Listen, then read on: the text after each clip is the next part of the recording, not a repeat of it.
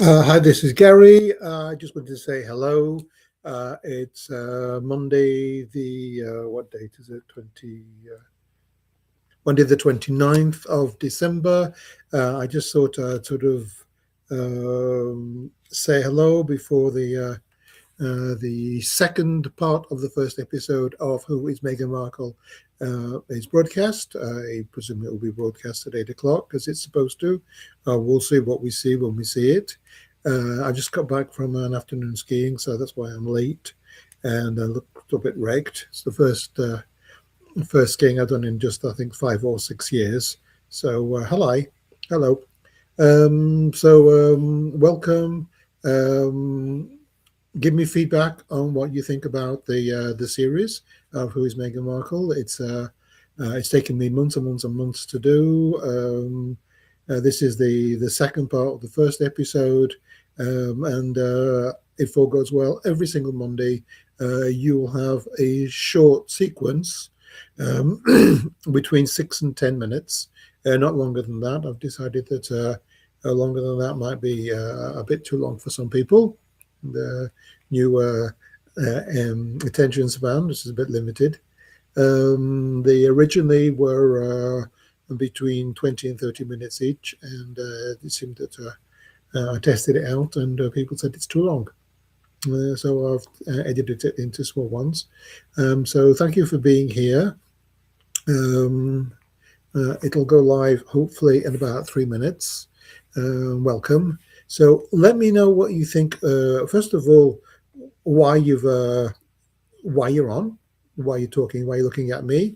What is there anything that you want, anything that you need, anything I can help you with, any questions you'd like me to answer? That's why I'm here. Otherwise, everything should be automatic, hopefully. So we'll see what happens with that. But people have asked me why I have done this. Why have I done this Meghan Markle series? And do I know her? Have I ever met her? Someone's asked me to do it. Well, the truth of the matter is nothing. The truth of the matter is I find her interesting. I find her fascinating. I find that a lot of her stories, a lot of her history, and a lot of her functioning or even dysfunctioning needs to be explained on a psychological point of view. Just to say, oh, this is a bad person or a good person or this, that, the other, for me, it doesn't is not sufficient. Not sufficient. Sorry, I'll try and speak a bit clearer. What I need to do is to try and understand. And since I've been a teenager, one of the most important things for me is to try and understand why people do what they do, who they are, why they are who they are.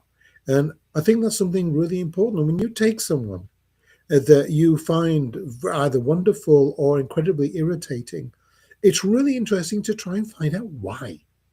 What it is in that person that is so problematical for you. And then to dig in and see if you can find out why they are doing these things, why they act this way. Why is it that Meghan Markle is Meghan Markle? And she does the most weird things.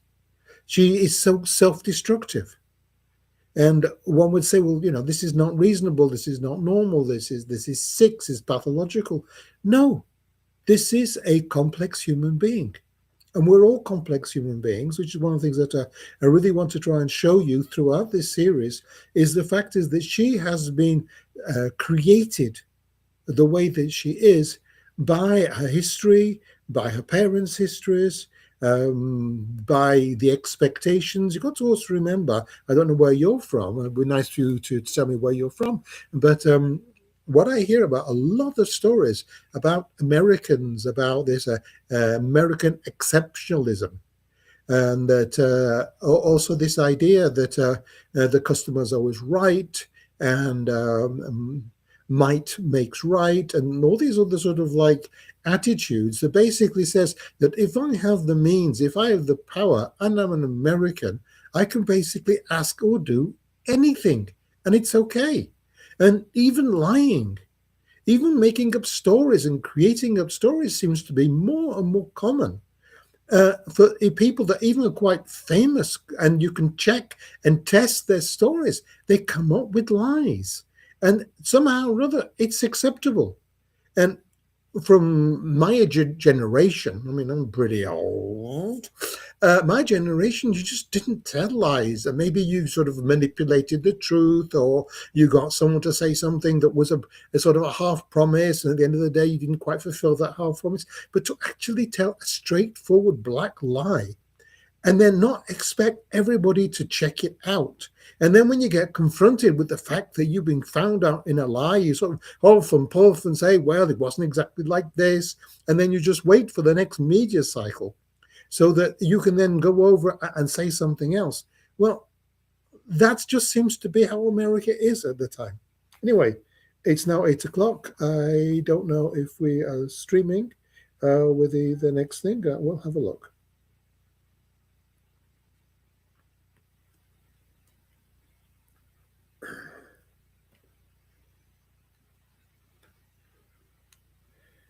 I have no idea how this works. Media.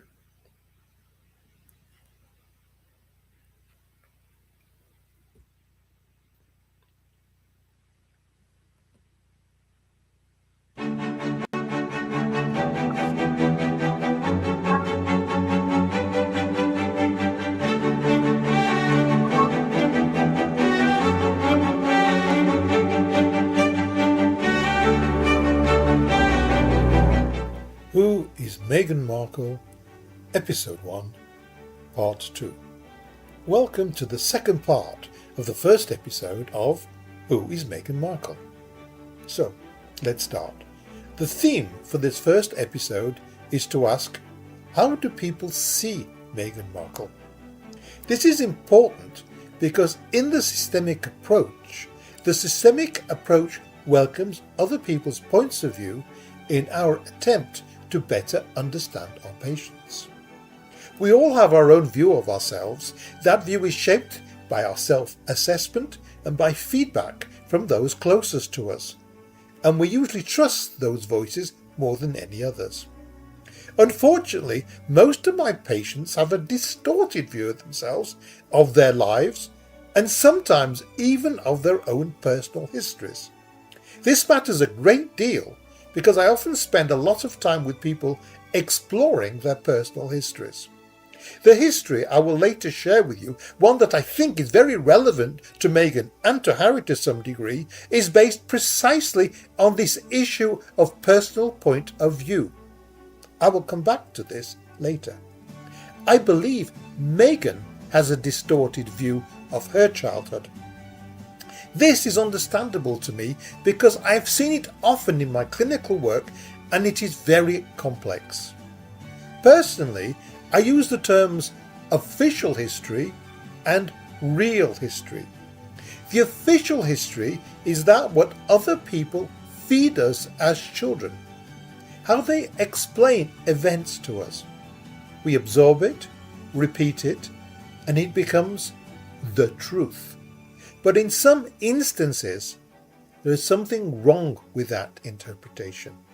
And then, somewhere deep down, there is a feeling that something is not quite right.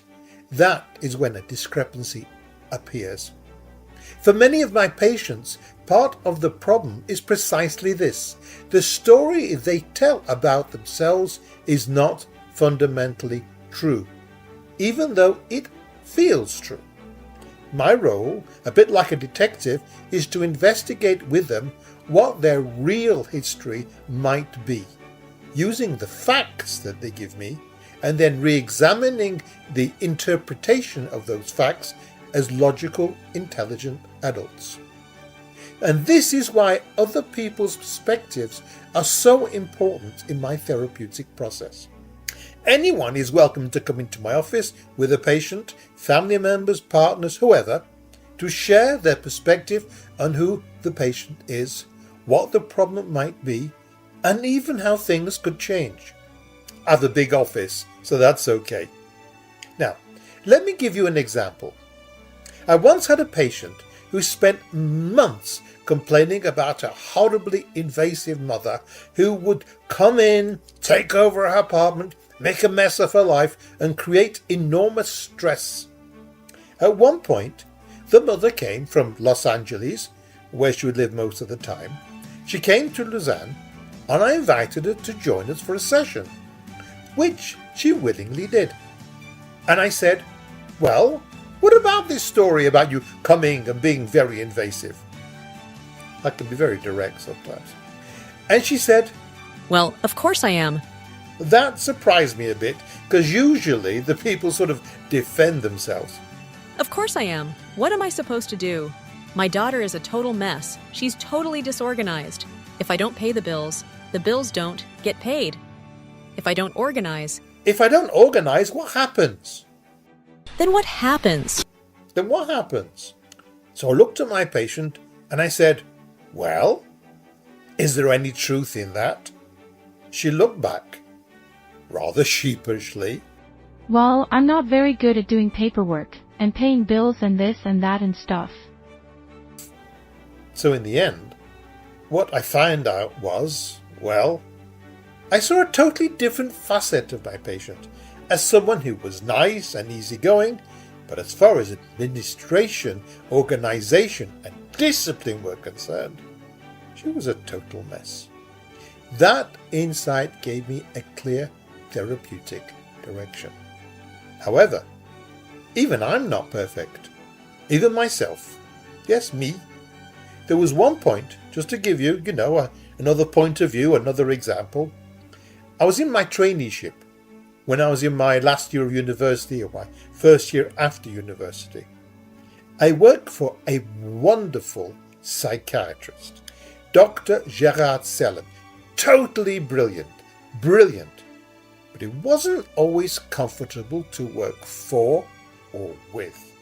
Whenever I needed to ask him a question, something to do with therapy or practical stuff, he was never available.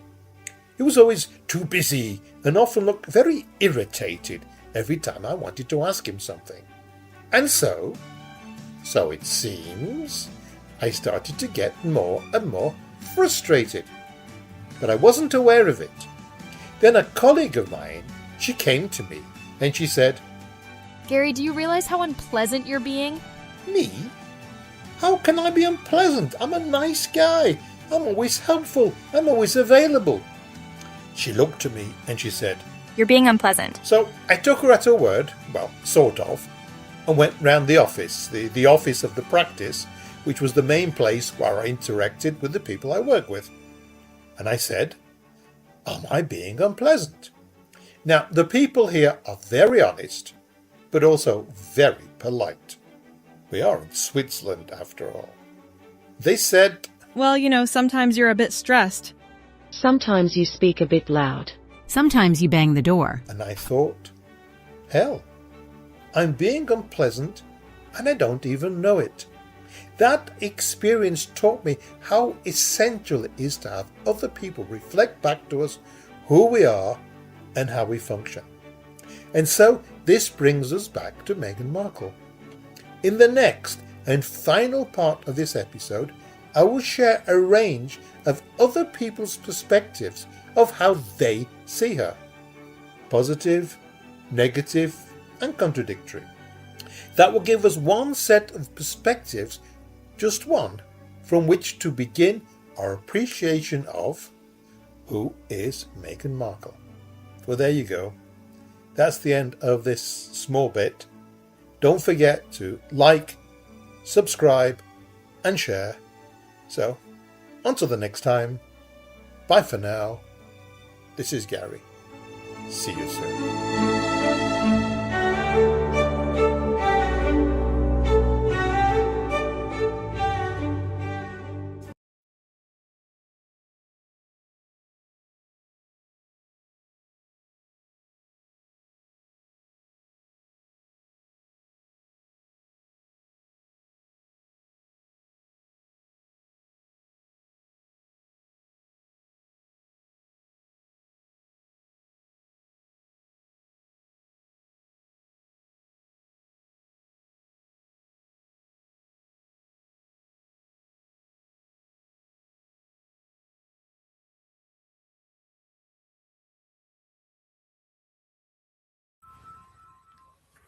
My phone is ringing.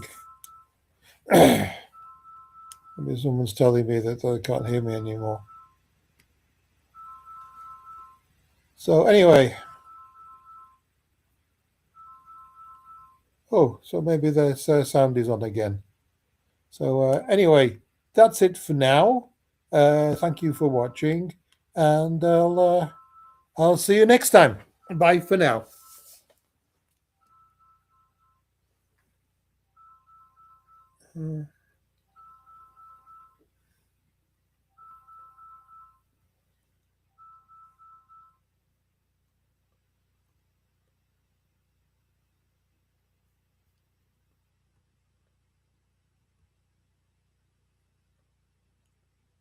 And I don't know who you are or where you are. I'm really finding the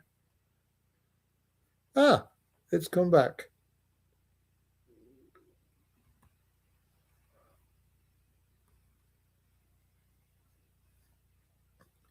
I really must learn how this works. All of a sudden I can see myself again. So that's it for now. Give me some feedback. I'd like some comments. I'd like to hear what you're hearing, what you've seen, what you fancy. I'll be again here, hopefully, if all goes well, next Monday, and we'll have a bit of a chat. So let me know something about yourselves, something that interests you, and bye for now. See you next week.